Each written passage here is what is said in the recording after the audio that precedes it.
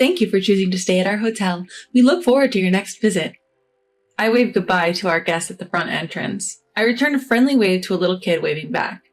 My name is Anne, 30 years old.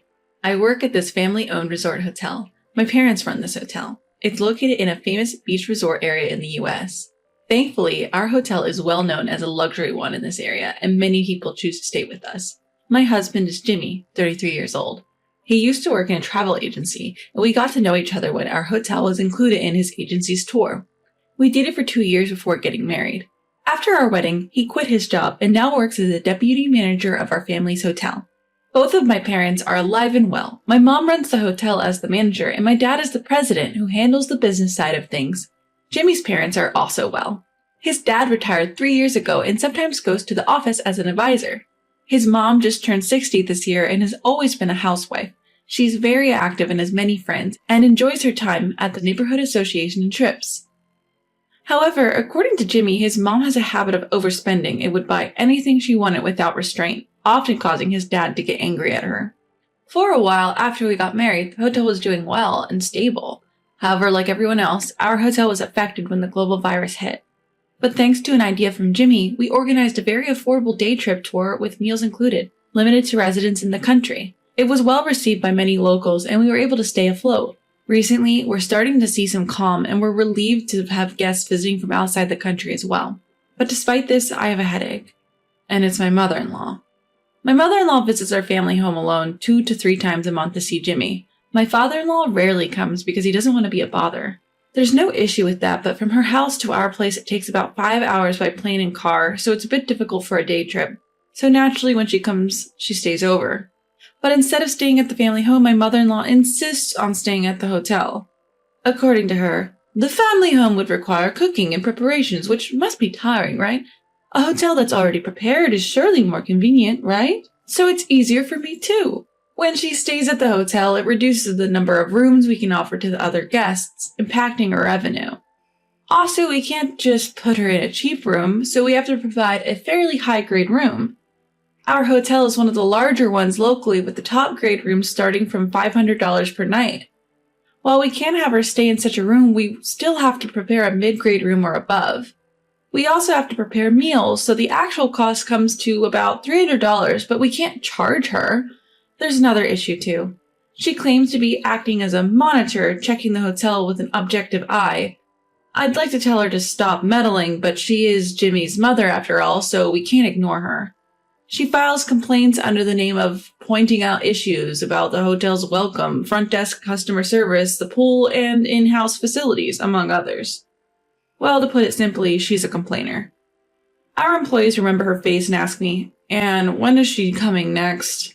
She claims to be a monitor, but she doesn't prepare any documentation or anything, and just calls me over when she's leaving and rambles on with her complaints. From her perspective, she's probably thinking she's giving advice to improve the quality of the hotel. Well, all of it feels like a mother-in-law's nagging to me. The manager, my mom, also says, "She doesn't mean any harm. Just listen to what's necessary and let the rest slide." My dad, the president, also thinks lightly of it and says, "If she likes our hotel, then isn't that a good thing?" I never thought I would have to deal with a mother-in-law even when living in my family home. I've talked to Jimmy about this issue a few times, but he just says carefree things like, "I can't tell her not to come, and she thinks she's doing it for her own good. Isn't that fine?" Then one day I received a call on my cell phone. It's from my mother-in-law. I have a bad feeling about this, but I can't ignore it. "Hello, this is Anne." "Oh, Anne, this is Jimmy's mother. It's been a while." "Long time no see. Can I help you today?" "Since it's been a while, could you at least say, 'How are you?' or 'Has anything changed?'" "I'm sorry." "Well, never mind. I have a small favor to ask." "Yes, what is it?" "I have some friends from my hometown who want to go to a pool. We were wondering where would be a good place, and I remembered Jimmy's place has a nice pool and delicious food, so I suggested it to everyone." "Thank you so much." I couldn't help but think that was unnecessary. This season is our peak season, so we're pretty busy. I don't have time to attend to my mother-in-law. So they all agreed. They will be coming during the holiday next month. Could you please reserve some rooms for us? Next month?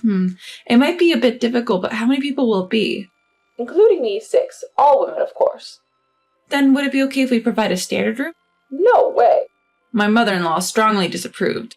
These are important friends of mine. Prepare the top grade room for all of us, that's what I ask. Our top grade rooms are limited and mostly are already booked. No way. I can help by sharing a room. Add more beds to each room, then we can all stay in the luxury room. That's impossible. We can't put extra beds in. No way, they are my important friends. You have to give them the best hospitality. I'm the one inviting them. It would be embarrassing for me if the service is bad, understand? My mother-in-law's invitation. Does that mean she wants it for free? That's impossible. Well, we've decided on the room. Next is the food. Prepare the best. You got that? Well then, take care. Oh, and tell my son to pick us up at the airport. The call ended and I let out a sigh. What on earth is she thinking? Reluctantly, I started making arrangements as told. My mother-in-law's group trip to this hotel.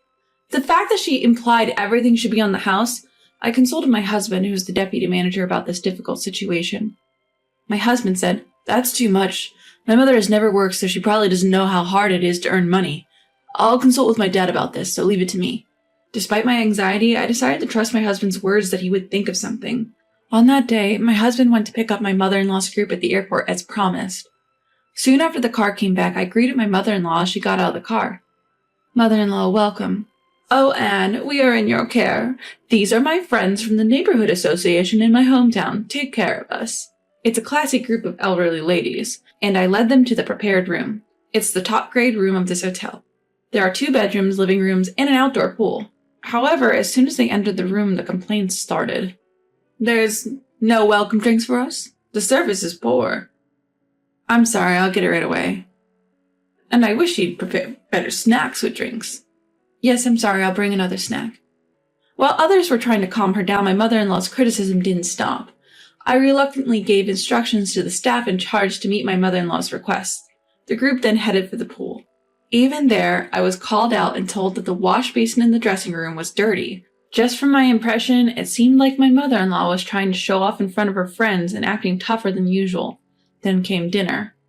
As instructed, I had the fancy dishes prepared using high-quality ingredients and took on the role of serving. The food was generally well received.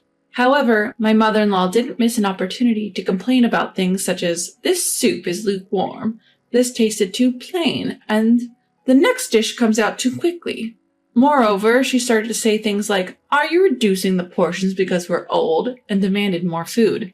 My mother-in-law further stirred things up by saying, "Since this is Anne's family's place, she'll pay for everything, so don't hesitate to order."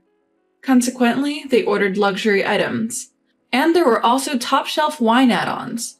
To be honest, the amount became quite considerable. Everyone, being unexpectedly hearty eaters for their age, almost finished their dinner without leaving anything behind.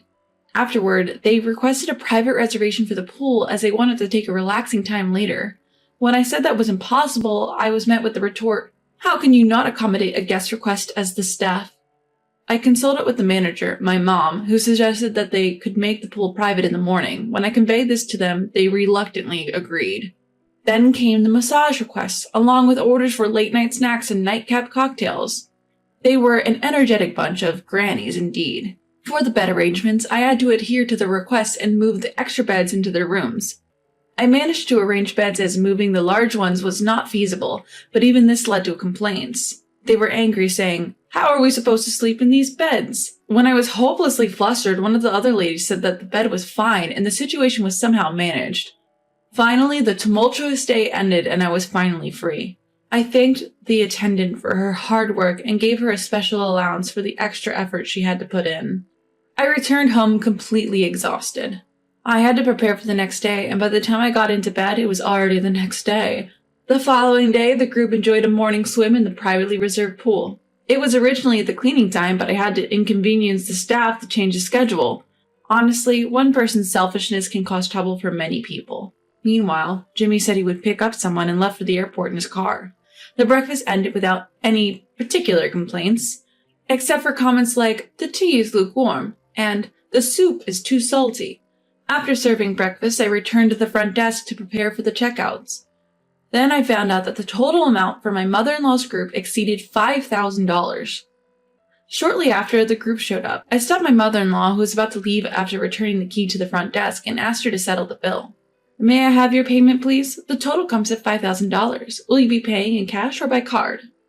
My mother-in-law exclaimed. What? You're trying to take money from your husband's mother? Are you joking? You're going to take money from your family. How greedy are you? This is a business as well, and we've provided services worthy of the price. Moreover, if you do not pay this amount, it would be a problem.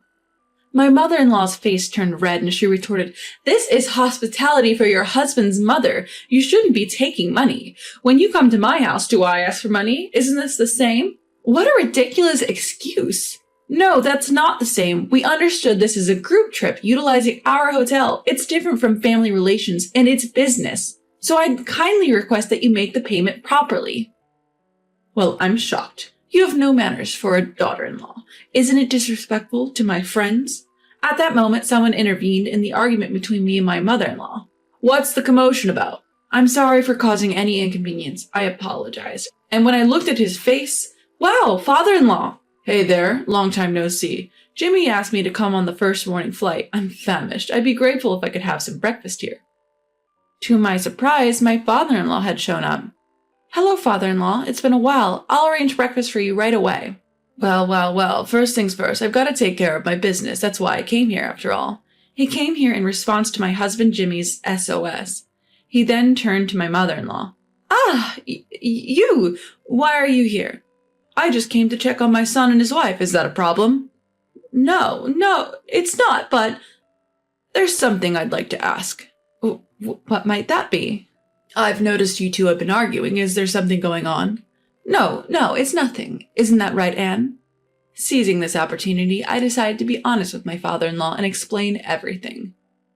Actually, your wife started using our services yesterday. However, she insisted on having the bill waived, which is quite unreasonable, and I have been trying to explain that to her.